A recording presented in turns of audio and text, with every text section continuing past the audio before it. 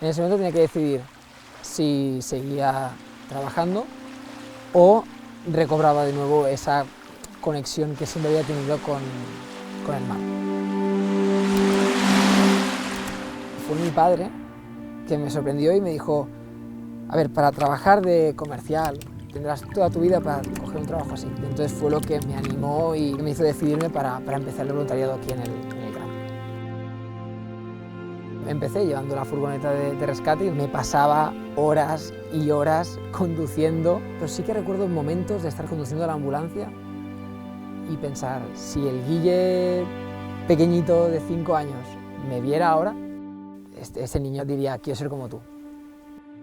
Con la Clínica de Rescate lo que hacemos es dar asistencia veterinaria a todos los animales marinos protegidos en el litoral catalán. Atendemos cetáceos, aves y sobre todo tortugas marinas, pero nosotros solos no podemos.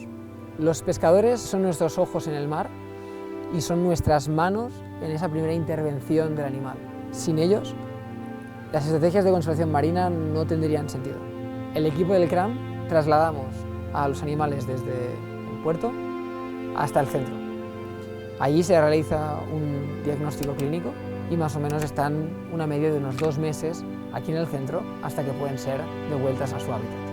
Es el propio pescador que la ha encontrado quien la devuelve al mar, cerrando así el círculo de este rescate.